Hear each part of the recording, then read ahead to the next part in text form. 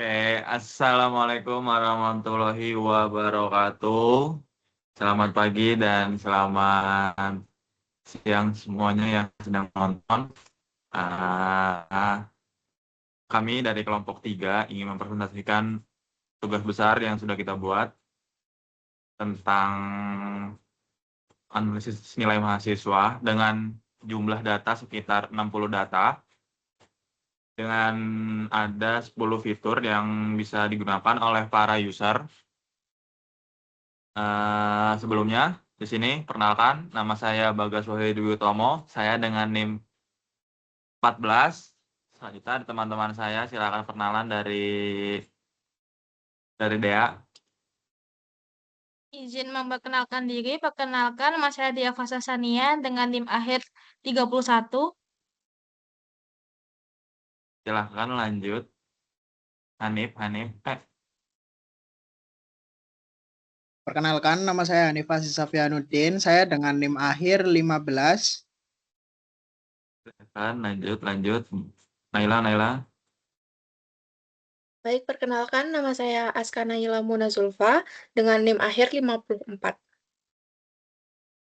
Silakan Zaki. Perkenalkan, nama saya Zaki Arbi Hartono dengan NIM akhir 17. Nah, di sini kita langsung masuk ke slide. Ini kita menggunakan dua library, di mana dua library ini kita menggunakan untuk menganalisis nilai-nilai mahasiswa, ada hitung nilai akhir sampai simpan itu. Di sini kita menggunakan Pandas. Kenapa Pandas? Karena kita menggunakan data dari Excel diimpor agar bisa kita analisis. Lalu ada library yang kedua, ada Matplotlib PyPlot. Kita menggunakan itu untuk menganalisis grafik yang akan kita gunakan sebagai patokan bagaimana hasil perhitungan kita dengan nilai awal itu. Dan pada awal ini akan jelaskan sama Mas Zaki. Silakan Mas. Baik, terima kasih Mas Bagas. Sebelumnya yang sudah disebutkan tadi ya, kita di sini pakai dua library. Yang pertama ada Pandas, yang kedua ada Matplotlib. Seperti yang Mas Bagas tadi sebutkan, library Pandas digunakan untuk mengolah data berbentuk tabel atau data frame, seperti data nilai mahasiswa dari file Excel yang sudah kita dapatkan yang berisikan data-data nilai mahasiswa. Selanjutnya kita memakai library Matplotlib, yang dimana library ini digunakan untuk membuat grafik. Lalu kita masuk ke fungsi selanjutnya, yang dimana di situ tertulis df sama dengan pd read Excel, yang dimana fungsi ini digunakan untuk membaca file Excel yang berisikan nilai-nilai mahasiswa tadi. Nah, kesalahan yang sering kita lakukan yaitu cara menggunakan pd read Excel ini. Nah, karena kita menggunakan Visual Studio Code pada sistem kali ini, jadi program yang seharusnya digunakan itu seperti yang tertulis pada Visual Studio Code, yaitu pd read Excel dalam kurung ada command R, yang dimana itu digunakan untuk membaca, lalu kita masukkan direktori nilai yang file Excel yang berisikan nilai mahasiswa. Nah, kalau kita pakai Google Colab, itu caranya simpel banget ya. Yang dimana kita cuma upload file Excel-nya, lalu kita pd read Excel, lalu kita langsung dalam kurung, terus kita string file Excel-nya. Nanti otomatis Google Colab-nya membaca file Excel tersebut.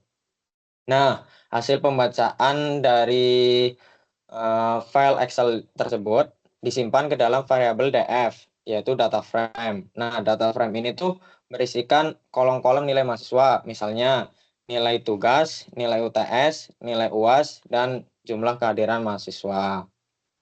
Lalu kita masuk ke program selanjutnya, yang dimana ada def hitung nilai akhir, yang dimana fungsi ini dibuat agar proses perhitungan nilai akhir bisa dipanggil dengan mudah.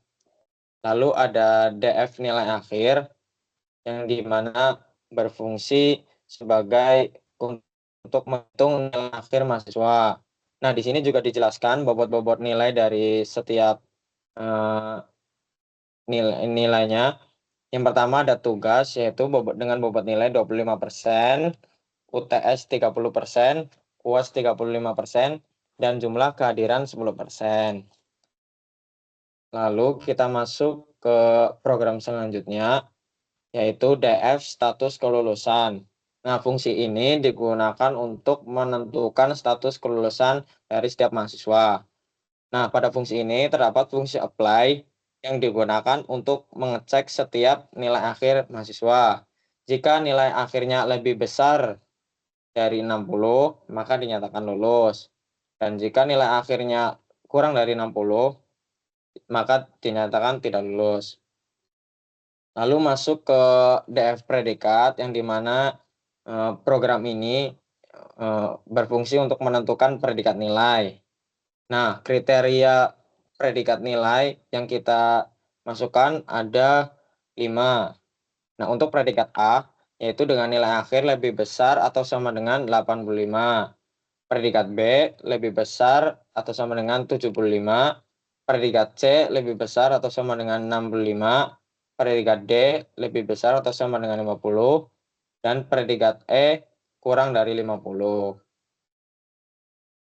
Lalu untuk program selanjutnya, yaitu print nilai akhir dan predikat berhasil dihitung. Nah, pada program kali ini tuh berfungsi untuk menampilkan pesan ke layar sebagai indikator bahwa proses berjalan sukses. Mungkin itu saja yang bisa saya sampaikan. Saya kembalikan ke Mas Bagas.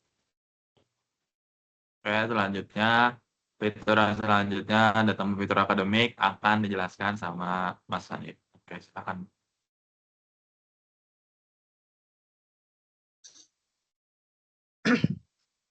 Baik, sebelumnya saya akan lanjutkan untuk program yang selanjutnya. Yang pertama itu ada fungsi tambah fitur akademik, yang dimana fungsi ini digunakan untuk menambahkan fitur atau kolom baru ke data frame, yaitu fitur akademik. Dan kemudian pada kolom yang pertama terdapat kolom intensitas belajar, yang dimana fungsi ini untuk mengelompokkan jam belajar per minggu menjadi kategori tinggi, sedang, dan rendah. Apabila masuk ke dalam kategori tinggi, jika jam belajarnya melebihi dari 10 jam. Kemudian untuk yang sedang itu jika jam belajar lebih dari 6 jam dan kurang dari 10 jam.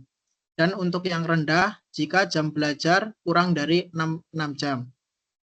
Kemudian pada kolom selanjutnya terdapat kolom kategori kehadiran, yang dimana bagian ini untuk mengelompokkan persentase kehadiran mahasiswa menjadi baik, cukup, dan buruk. Apabila dikatakan baik jika kehadiran lebih dari sama dengan 85%. Kemudian untuk yang cukup, kehadiran lebih dari 70% dan kurang dari 85%. Dan untuk yang buruk, kehadiran jika kurang dari 70%. Kemudian pada program selanjutnya terdapat skor konsistensi, yang dimana skor konsistensi ini mencakup dua hal. Yang pertama itu nilai tugas yang berbobotnya itu 40%, kemudian kehadiran mahasiswa yang bobotnya itu 60%. Kemudian round 1 itu untuk hasilnya dibulatkan hingga 1 angka desimal. Kemudian ada outputnya, yaitu print fitur akademik berhasil dibuat, yang dimana fungsi ini untuk menampilkan pesan bahwa fitur akademik berhasil ditambahkan.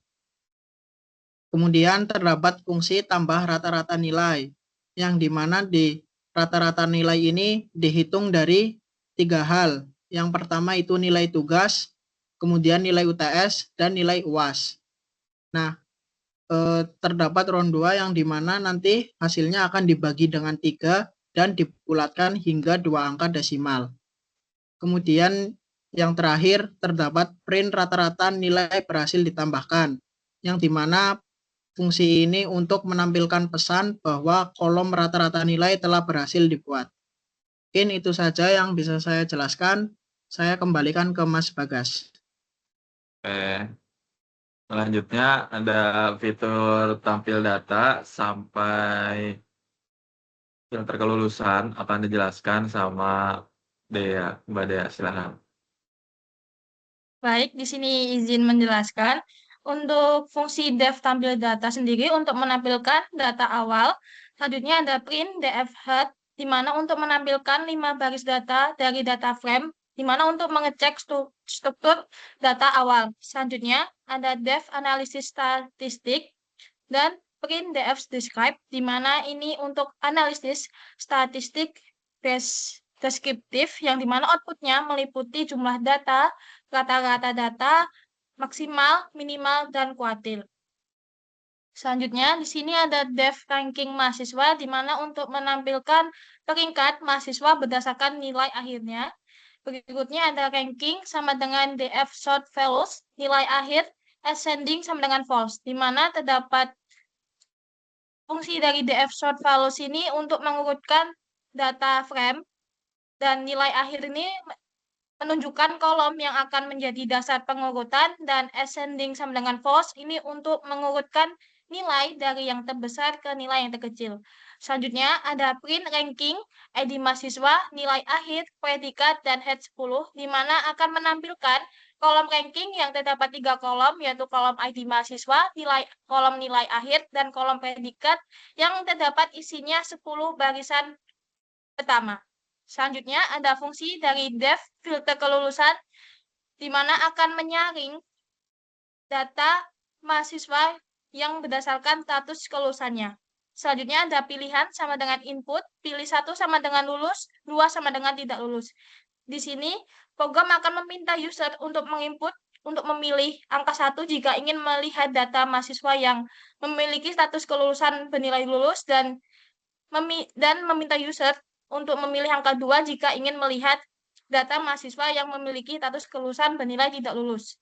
Selanjutnya ada if pilihan sama dengan 1, print df status kelulusan sama dengan lulus. Di sini jika user memilih angka nomor 1, maka akan menampilkan banyaknya data frame dari mahasiswa yang memiliki status kelulusan bernilai lulus. Dan selanjutnya ada elif pilihan sama dengan 2, print df status kelulusan sama dengan tidak lulus. Di sini ketika user memasukkan angka nomor 2, maka akan menampilkan banyaknya data frame dari mahasiswa yang memiliki status kelulusan yang bernilai tidak lulus. Selanjutnya ada else, print pilihan salah, di mana jika user melakukan kesalahan dalam pengimputan seperti tidak sesuai dengan angka, maka program akan memvalidasi dari jawaban user, dan program sendiri akan memberikan pesan bahwa terjadinya kesalahan. Itu saja dari saya kembalikan ke Mas Bagas. Terima kasih. Oke, selanjutnya ada fitur korelasi data hingga visualisasi yang akan dijelaskan sama Mbak Naila, silakan. Baik, izin melanjutkan penjelasan dari program selanjutnya, yaitu def korelasi data. Nah, di sini def korelasi data ini berfungsi untuk mengukur tingkat hubungan atau korelasi antara beberapa variabel akademik mahasiswa. Nah, khususnya lagi untuk faktor apa saja yang berpengaruh terhadap nilai akhir mahasiswa. Jadi, di bawahnya ada DF, seperti ada jam belajar per minggu untuk melihat jumlah jam belajar mahasiswa, lalu ada kehadiran mahasiswa itu untuk melihat presentasi kehadiran, nilai tugas, nilai UTS, nilai UAS, dan nilai akhir, yaitu nilai dari gabungan hasil perhitungan. Lalu di bawahnya ada titik CORR, itu digunakan untuk menghitung koefisiensi dari korelasi yang di atasnya. Jadi jika nilai korelasi berada pada rentang semisal -1 sampai 1, maka untuk nilai 1 itu merupakan hubungan sangat kuat dan searah. Lalu jika nilai 0, maka tidak ada hubungan sama sekali, dan jika -1, maka hubungan kuat namun berlawanan. Lalu di bawahnya ada print, itu untuk menampilkan hasil dari korelasi tersebut dalam bentuk tabel matriks. Lalu untuk dari korelasi ini juga untuk membantu kita mengetahui apakah jam belajar mahasiswa itu mempengaruhi nilai akhir, lalu apakah bisa menilai apakah kehadiran berpengaruh terhadap prestasi mahasiswa, lalu membantu dosen juga dan bidang akademik dalam pengambilan keputusan dari berbasis data. Lalu di bawahnya ada dev visualisasi. Fungsi ini bertujuan untuk menampilkan data dalam bentuk grafik visual agar hubungan antar variabel ini mudah dipahami berdasarkan data tabel. Lalu ada PLT titik figur, PLT titik scatter. Ini juga merupakan visualisasi dari scatter plot jam belajar vs nilai akhir dari mahasiswa. Jadi tujuannya ini untuk menampilkan hubungan antara jam belajar per minggu dengan nilai akhir mahasiswa tersebut. Lalu PLT figur ini kita akan membuat dari area grafik baru agar tidak tercampur dengan grafik yang lain. Sedangkan PLT scatter dalam kurung X, Y itu untuk membuat grafik sebar. Seperti contohnya sumbu X ini merupakan dari jam belajar, lalu sumbu Y ini merupakan dari nilai akhir. Selanjutnya ada PLT titik X label jam belajar per minggu, PLT titik Y label nilai akhir, PLT titik title jam belajar vs nilai akhir, dan terakhir yaitu PLT show. Fungsi ini untuk memberikan keterangan X dan Y, terus memberikan judul grafik, dan PLT show ini untuk menampilkan grafik ke layar. Lalu, jika interpretasi grafiknya itu pola naik, maka jam belajar itu berpengaruh positif. Tapi jika titik menyebar secara acak, maka pengaruh lemah ataupun tidak ada. Lalu yang selanjutnya ada PLT figur dan PLT titik his. Nilai akhir bin sama dengan 10. Ini merupakan histogram dari distribusi nilai akhir. Tujuannya ini untuk menampilkan sebaran nilai akhir mahasiswa dalam bentuk grafik histogram. PLT his ini digunakan untuk membuat histogram, lalu bin sama dengan 10 ini untuk membagi data menjadi 10 kelompok interval nilai. Yang selanjutnya itu ada PLT titik X label nilai akhir, dan PLT Y label jumlah mahasiswa, dan PLT title distribusi nilai akhir. Yang terakhir itu PLT show. Nah, interpretasi dari histogram ini merupakan rentang nilai yang untuk mengetahui rentang nilai yang paling banyak, dan untuk melihat apakah nilai itu dominan tinggi atau rendah atau merata.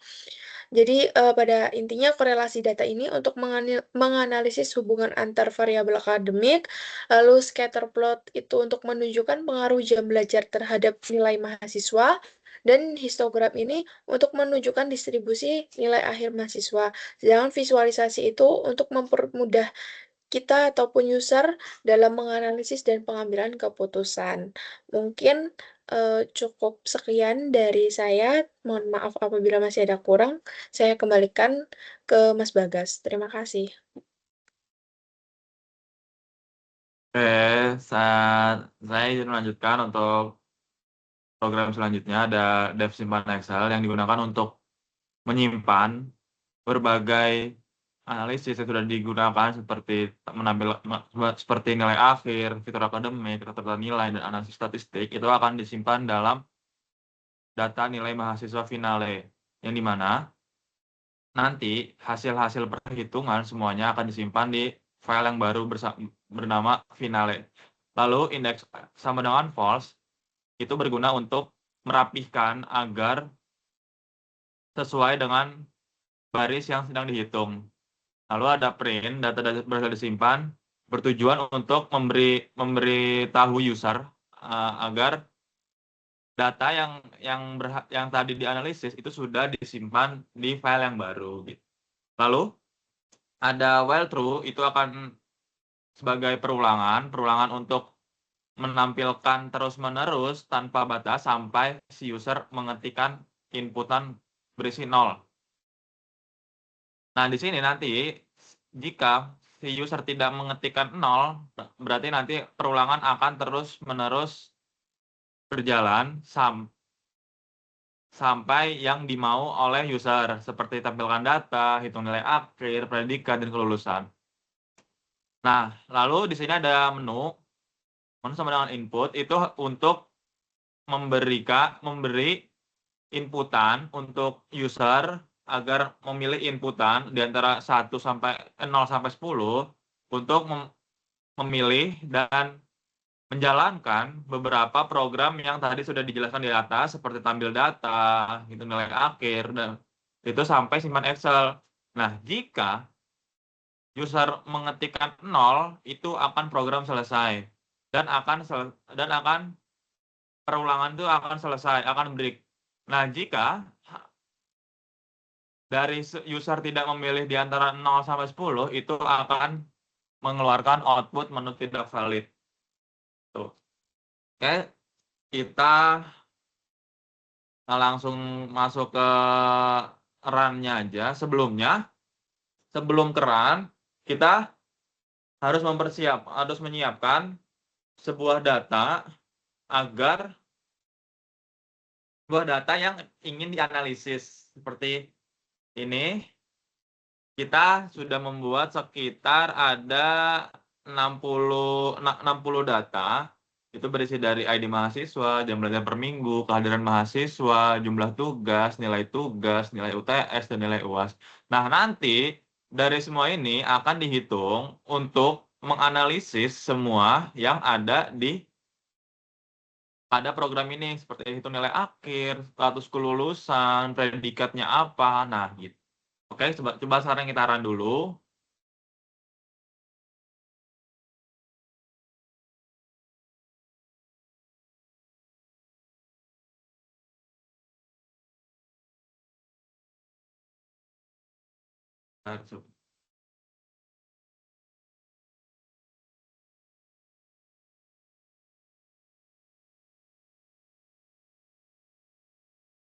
Nah, ini sabar ya, masih nge-lag.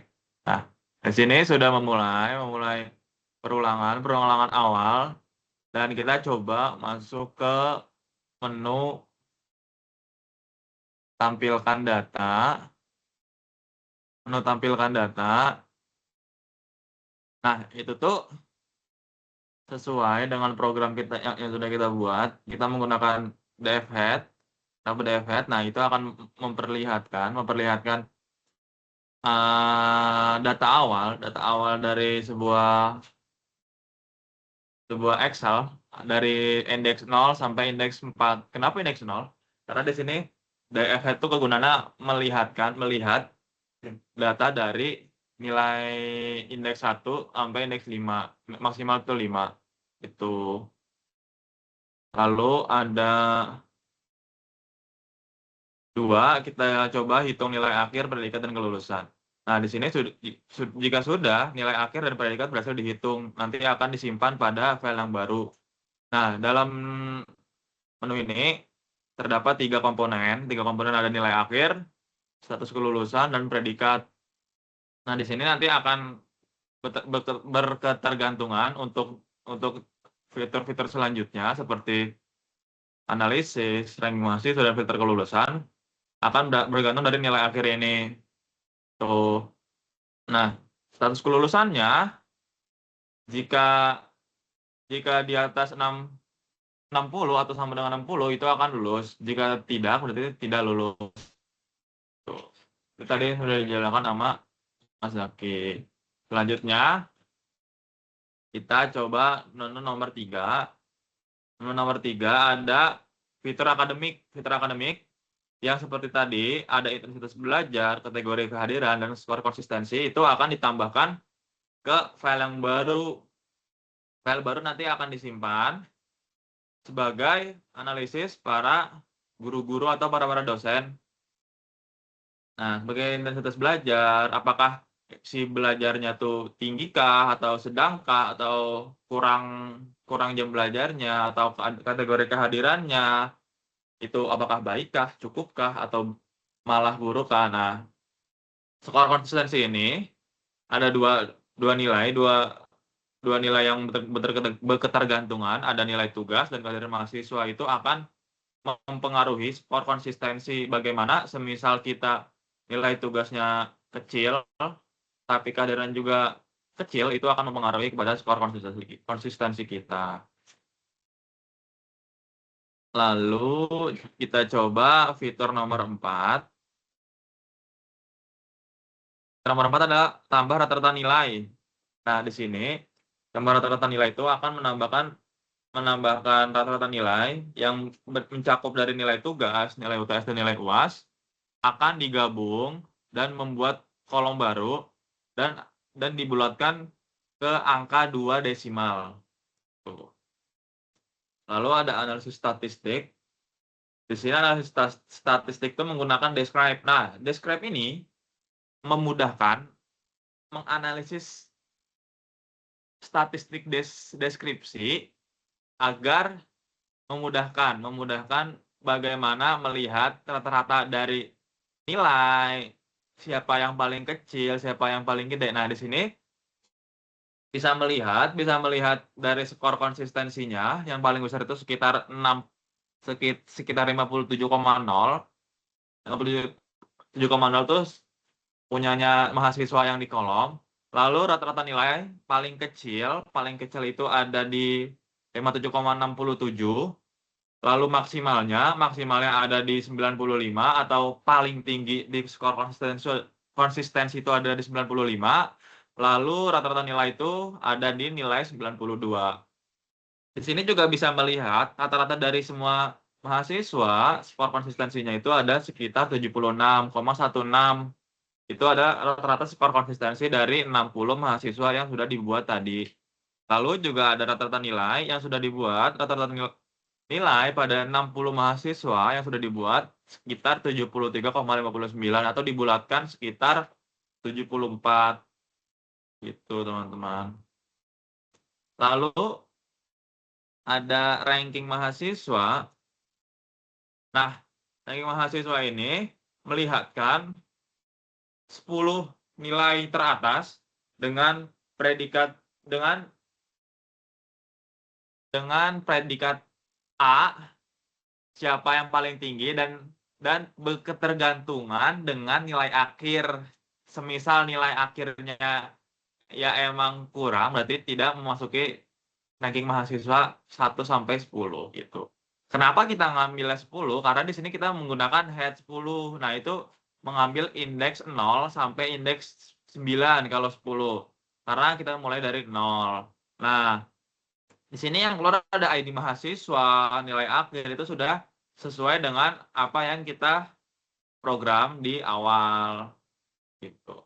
Di sini juga sudah terlihat pada urutan keberapa saja nilai mahasiswa yang tinggi, ada di urutan 56, 33, 32, 52, 31, 30, 29. Nah, itu sudah terjelaskan pada menu ranking mahasiswa. Lalu 7, ada filter kelulusan. Nah, filter kelulusan ini kita gunakan 2 inputan. Ada inputan 1 untuk lulus dan inputan 2 untuk tidak lulus. Nah, jika misalnya kita memencetkan 1, itu akan melihatkan beberapa mahasiswa yang nilai akhirnya dikategorikan sebagai lulus mata kuliah ini. Coba kita 1. Nah, di sini sekitar ada 56 mahasiswa itu dengan nilai akhir itu mencukupi itu dengan status kelulusannya harus di atas 65. Nah, jika di atas 60, jika di bawah 60 itu akan tidak lulus. Kita coba nomor 7. Nah, Di sini memperlihatkan ada sekitar 4 mahasiswa yang tidak lulus dari mata kuliah ini. Nah, ini rata-rata nilainya itu di bawah 60 atau sama dengan 60. Itu. Lalu ada korelasi data. Seperti tadi yang dijelaskan oleh Mbak Naila, korelasi data itu untuk memperlihatkan seberapa pengaruhnya dari si nilai, si variabel yang digunakan ke nilai akhir seperti jam belajar per minggu, kehadiran mahasiswa. Nah, semakin besar, semakin mendekati 1, itu akan berpengaruh kepada nilai akhir seperti kehadiran mahasiswa, berarti sangat berpengaruh nih terhadap nilai akhir. Jam belajar per minggu itu korelasinya terhadap nilai akhir itu tidak sangat berpengaruh karena kembali lagi kepada mahasiswanya gimana kehadiran dan nilai-nilai tugas yang sudah dikerjakan di perkuliahan gitu. Lalu ada menu yang 9, ada visualisasi data. Nah, ini kita menggunakan library Matplotlib. Nah, di sini sudah jelas berpengaruhnya antara nilai jam belajar dan nilai akhir itu sangat berpengaruh. Nah, ini kita lihat semakin tinggi dan semakin jelas, semakin tinggi belajar per minggu itu akan mempengaruhi sebagai nilai akhir. Misal kita belajar 14 jam per minggu, itu bisa mempengaruhi nilai akhir kita. Sebentar bisa nyampe 92 atau berapa. Nah, di sini juga melihatkan korelasi jam belajar sekitar 3 jam per minggu ini mempengaruhi nilai akhirnya seperti 60. Berarti sudah sesuai dengan apa yang dimau oleh program kita. Lalu ada figur yang selanjutnya, ada distribusi nilai akhir itu dari jumlah mahasiswa sekitar 60. Ada berapa nih nilai akhir dari 60, 65, 70, 75, 80, 85, dan 90. Nah, itu di sini terlihat distribusi nilai akhir tuh rata-rata nilainya sekitar di antara 60 hingga 65. Berarti dari semua mahasiswa sekitar ada 8 sampai 10 itu menempati di antara nilai 60 sampai 65. Selebihnya dari nilai 75 itu kecil, 75 sampai 80 itu sangat dikit. Nah, di antara nilai 80 hingga 90 itu juga lumayan banyak karena sudah banyak yang memahami mata kuliah ini gitu. Lalu yang fitur terakhir adalah simpan Excel. Nah, di sini akan menyimpan Excel bernama data nilai mahasiswa finale. Kita coba 10. Nah, di sini juga sudah terlihat, sudah ada masuk mahasiswa finale. Nah, di sini tersimpan pada file Explorer pada yang digunakan Python atau Alpro. Nah, ini coba kita lihat. Nah, di sini juga sudah terlihat ada data nilai mahasiswa finale. Nah, dari sini kita bisa melihat yang sudah dianalisis tadi dengan data awal seperti ini akan menjadi kompleks sesudah kita analisis akan menghasilkan nilai akhir, lulus atau tidaknya, predikatnya apa, belajarnya gimana, kategorinya apa, konsistennya bagaimana, rata-rata nilainya berapa. Nah, dari sini terlihat status kelulusan yang tidak lulus rata-rata itu intensitas belajarnya itu sangat rendah dan kategori kehadiran sangat buruk. Berarti itu korelasi data dari status kelulusan dengan intensitas belajar itu sangat berpengaruh. Nah, jika kategori kehadirannya buruk, itu bisa jadi malah tidak lulus. Itu.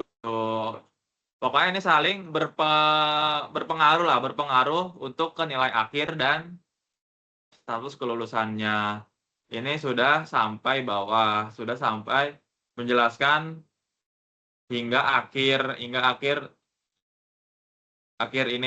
programnya.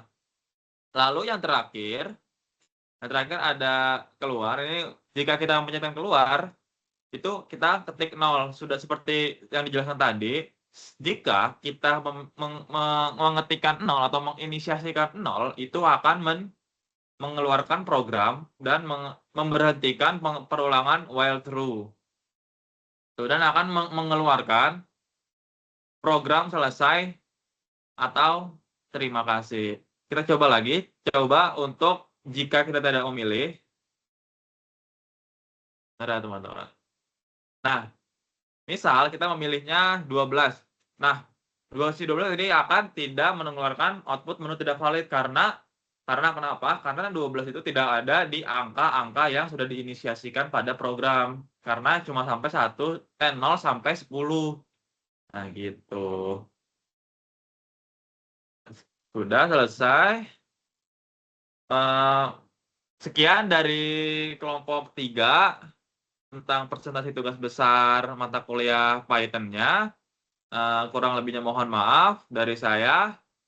Saya tutup. Assalamualaikum warahmatullahi wabarakatuh.